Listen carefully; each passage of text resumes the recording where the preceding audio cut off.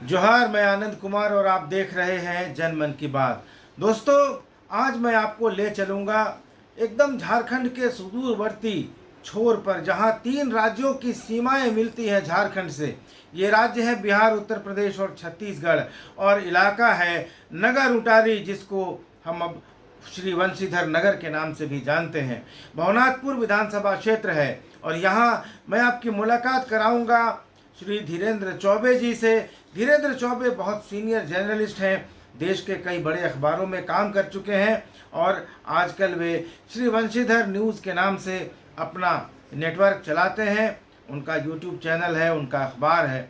तो आज धीरेन्द्र जी के साथ जुड़ेंगे और उनसे बात करेंगे और जानेंगे कि गढ़वा और भवनाथपुर विधानसभा सीटों पर क्या समीकरण हैं, क्या हालात हैं, प्रत्याशियों की क्या स्थिति है, मुद्दे क्या क्या हैं, और लोगों का चुनाव को लेकर क्या रुख है। तो आइए सीधे धीरेन्द्र चौबे की तरफ बढ़ते हैं, श्री वंशीधर नगर, नगर उटारी, जिला गढ़वा की तरफ। पूछा है धीरेन्द्र जी, सीधे आपसे जानना चाहेंगे कि जहाँ पर आप हैं वो भवनाथपुर विधानसभा क्षेत्र पड़ता है और उसके बगल में गढ़वा विधानसभा क्षेत्र है। तो मूल रूप से हम आपसे भवनाथपुर और गढ़वा के बारे में बात करेंगे और अगल बगल की कुछ चीजें जहाँ पर आप बता सकेंगे हमें कि वहाँ क्या स्थिति है। लेकिन मूल रूप से हम लोग शुरू करेंगे कि भवनाथपुर में क्या स्थिति है अभी विधानसभा जो चुनाव होने वाली उसको लेकर। देखिए, भावनापुर विधानसभा क्षेत्र में जो स्थिति है वो सीधे मुकाबले की है। जी। इसके पहले 2019 के विधानसभा चुनाव परिणाम को देखें तो उस जमाने में, उस दौर में त्रिकोणीय मुकाबला हुआ था। भारतीय जनता पार्टी से जो अभी विधायक है भानु प्रताप शाही, वो त्रिकोणीय मुकाबले में बहुजन समाज पार्टी के सोगरा बीबी को लगभग 40,000 वोटों से हराया था, और सोगरा बीबी दूसरे स्थान पर रही थी। और 2009 से 2014 तक विधायक रहे भूतपूर्व विधायक अनंत प्रताप देव, वो तीसरे स्थान पर रहे थे। जी। लेकिन अभी परिस्थितियां बदली है।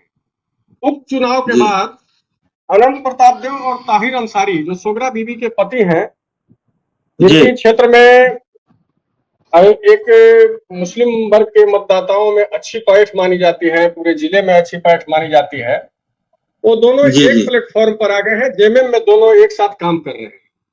तो पिछली बार की जो स्थिति थी वो इस बार वो स्थिति नहीं है। इस बार सीधा मुकाबला होने के आसार हैं, और भानु प्रताप शाही और अनंत प्रताप देव, जैसा कि पिछले दिनों ताहिर अंसारी ने स्पष्ट कर दिया है कि वे या उनकी पत्नी या उनके परिवार से कोई चुनाव नहीं लड़ेगा। वे अनंत प्रताप देव जो पूर्व विधायक हैं उनके समर्थन में है। तो स्थिति, तस्वीर बिल्कुल साफ होती जा रही है। अब लगता है कि सीधा मुकाबला भवनाथपुर विधानसभा में होगा, और चुनावी किस करवट बैठेगा वो तो आने वाले समय में पता चलेगा। जी, तो प्रत्याशी भवनाथपुर में एकदम साफ है कि भारतीय जनता पार्टी की तरफ से भानु प्रताप शाही रहेंगे, और झारखंड मुक्ति मोर्चा की तरफ से कौन रहेंगे? झारखंड मुक्ति मोर्चा की तरफ से पूर्व विधायक अनंत प्रताप देव, जो अभी झारखंड मुक्ति मोर्चा में पिछले चुनाव के बाद तुरंत में जो क्षेत्र गढ़वा के विधायक हैं, और झारखंड के पेयजल और स्वच्छता मंत्री श्री मिथिलेश ठाकुर जी, उनके प्रयास में दोनों एक प्लेटफॉर्म पर आ गए। दोनों जेएमएम की सदस्यता ग्रहण कर ली थी दोनों ने। अब उन्होंने ही काफी प्रयास के बाद दोनों का एकीकरण कराया है, और लगभग यह तय माना जा रहा है कि जेएमएम के प्रत्याशी के रूप में अनंत प्रताप देव का रास्ता साफ है। भारतीय जनता पार्टी में भी भानु प्रताप शाही की स्थिति बहुत अच्छी मानी जा रही है, और लगता है कि वही फाइनल में उम्मीदवार वही होंगे। अगर भानु प्रताप शाही की बात करें तो क्या भारतीय जनता पार्टी के अंदर उनकी वही स्थिति रहेगी, या इस बार पिछले चुनाव के मुकाबले हालात में थोड़े बदलाव होंगे? देखिए, अगर हम इस पर गौर करें तो भारतीय जनता पार्टी में पार्टी के भीतर जबरदस्त विरोध है। कई ऐसे लोग हैं जो सोशल मीडिया पर लगातार विधायक के को सीधे निशाना बना रहे हैं। जैसे 2014 में टिकट से वंचित भाजपा के नेता कन्हैया चौबे ने भाजपा में वापसी की है, और भाजपा में वापसी के बाद से ही वो विधायक पर हमलावर रहे, और लगातार सोशल मीडिया पर वो पोस्ट करते रहे हैं। और खासकर उनके ऊपर जो भ्रष्टाचार के, दवा घोटाले के जो आरोप हैं, इनकी ईडी और सीबीआई के न्यायालयों में मामले चल रहे हैं, उस पर वो जी लगातार हमलावर रहे हैं। भाजपा के 2 बार के जिला अध्यक्ष रहे श्री रघुराज पांडे भी जो हैं, वो भी जी विधायक को कभी न कभी, कहीं न कहीं से वो निशाना बनाते रहे हैं। इसके बाद जी सोमेंद्र यादव हैं, प्रदीप चौबे जी हैं, कई ऐसे लोग हैं जो सीधे विधायक पर हमला करते हैं। तो पार्टी के अंदर एक खेमा है, एक वर्ग है जो विधायक को, भानु जी को पसंद नहीं करता है। लेकिन इसके बाद भी यदि चुनाव हुए तो चुनाव में जो समीकरण देखे जा रहे हैं, समीकरण के लिहाज से सारे जो काम है, विकास के वादे हैं, ये सब पीछे छूट जाते हैं। और जब वो जी समीकरण बनता है तो उसका परिणाम सहज समझा जा सकता है।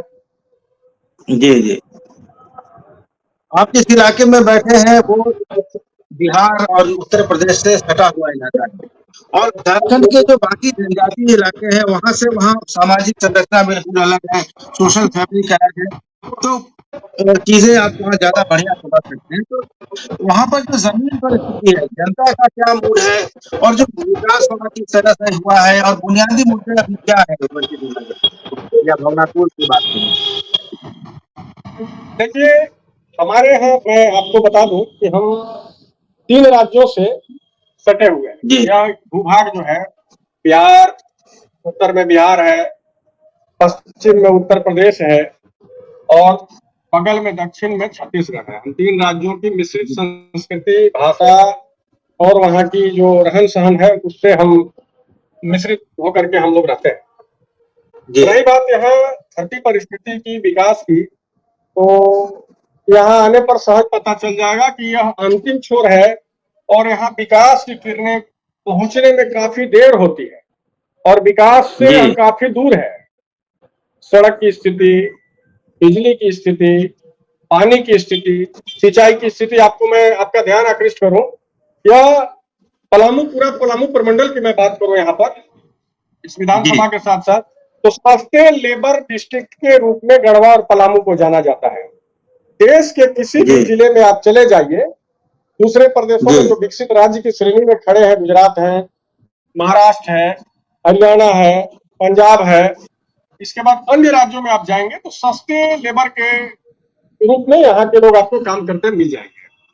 तो जी यहाँ से आज तक इसका पिंड कोई नहीं छुड़ा पाया।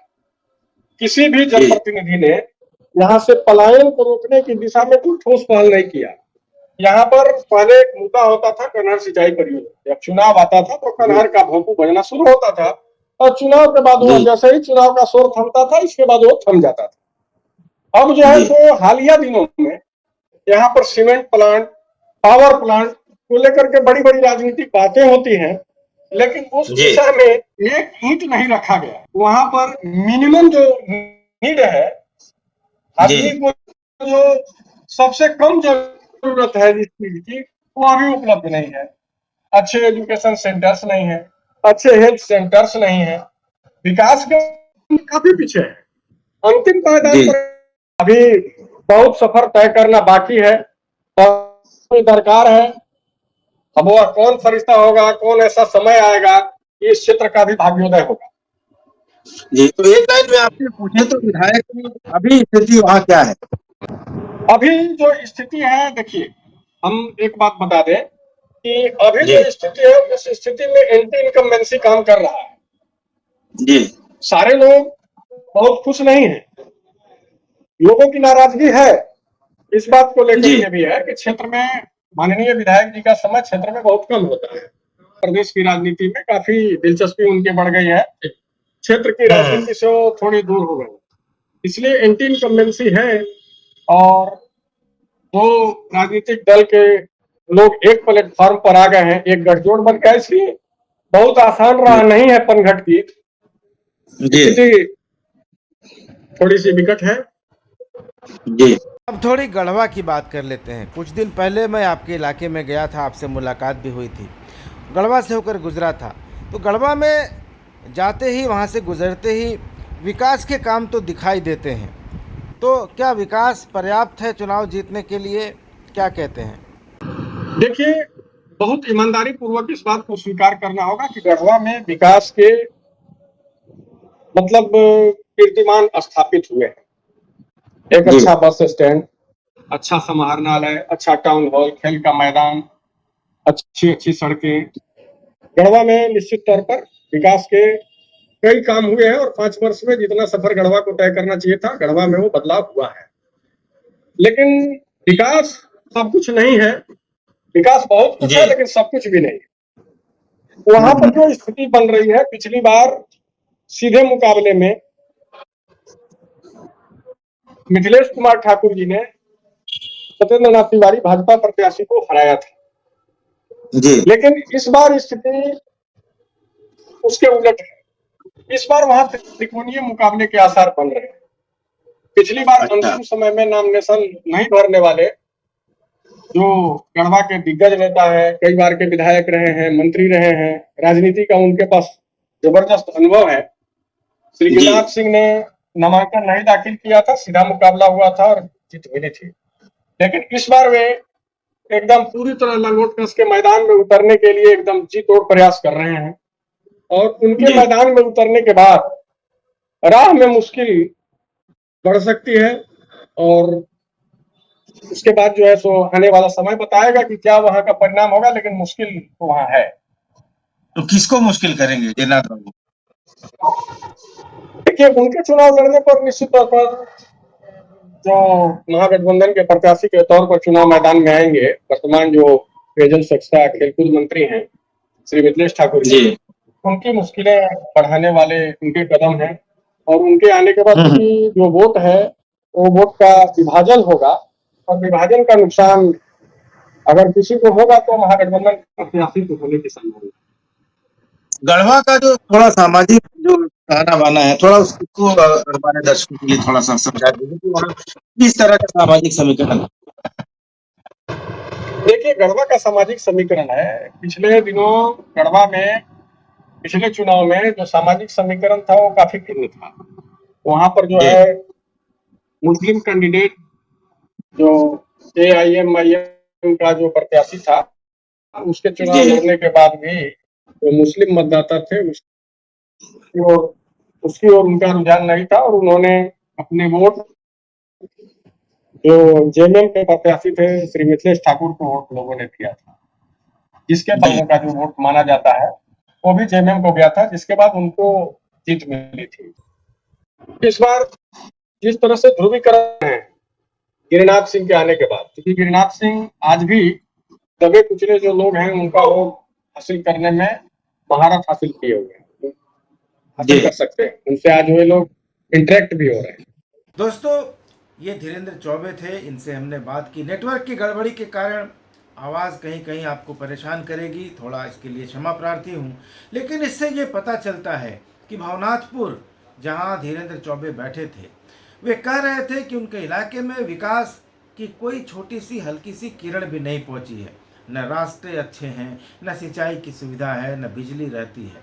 दोस्तों, मैं भी कुछ दिन पहले सिंगरौली की तरफ जा रहा था तो उसी इलाके से होकर गुजरा था। बिल्कुल पतली सी सिंगल सड़क है, कहने को तो हाईवे है, NH39 है, लेकिन बिल्कुल संकरी सड़क, ज़बरदस्त जाम लगा था। तो और गढ़वा का ये क्षेत्र है, लेकिन जो गढ़वा विधानसभा है उसके बारे में जैसा चौबे जी ने बताया कि बहुत विकास हुआ है। गढ़वा में इंफ्रास्ट्रक्चर डेवलपमेंट का जितना काम हुआ है उतना पूरे झारखंड में किसी एक विधानसभा क्षेत्र में नहीं हुआ है, रांची में भी नहीं हुआ है। लेकिन इसके बावजूद धीरेन्द्र चौबे कह रहे हैं कि अगर वहाँ गिरिनाथ सिंह खड़े हो जाएंगे तो वहाँ सियासी समीकरण बदल सकते हैं। नतीजा क्या होगा, कैसा चुनाव होगा, कौन मुश्किल में पड़ेगा, ये तो चुनाव की घोषणा और मतदान के बाद ही पता चल पाएगा, रिजल्ट निकलने के बाद ही पता चलेगा। लेकिन ये बताता है कि जहाँ जनता एक और विकास की बात करती है, जनप्रतिनिधियों से इस बात को लेकर खफा रहती है कि वे विकास नहीं करते, लेकिन एक तरफ भवनाथपुर जैसा इलाका है जहाँ कोई विकास नहीं हुआ है और वहीं दूसरी तरफ गढ़वा है जहाँ विकास की तो एक तरह से कहें कि धारा बह गई है, लेकिन जब वहाँ भी कुछ किंतु परंतु सुनने को मिलता है तो तकलीफ होता है। और फिर ये बात समझ में आती है कि आखिर जनप्रतिनिधि विकास को छोड़कर क्यों जातिवाद के पीछे और सस्ते लुभावने नारों के पीछे और मुफ्त में जो चीज़ें बांटने की परंपरा निकल पड़ी है, सरकारें उसको आखिर क्यों फॉलो करती हैं। तो दोस्तों, धीरेन्द्र चौबे से बातचीत करके हमें बड़ा अच्छा लगा और मैं उनको धन्यवाद देता हूं, क्योंकि नेटवर्क की गड़बड़ी के कारण बाद में कंटिन्यू नहीं रह पाए। और जब एक बार चुनाव की घोषणा हो जाएगी, प्रत्याशियों के नाम फाइनल हो जाएंगे, तो धीरेन्द्र चौबे जी से जुड़ेंगे और फिर वहाँ क्या स्थिति है इसके बारे में जानेंगे। आपको ये वीडियो कैसा लगा, अपनी राय ज़रूर दीजिएगा। चैनल को सब्सक्राइब कर लीजिएगा। अगले वीडियो में मिलेंगे, तब तक इजाज़त दीजिए। धन्यवाद, नमस्कार।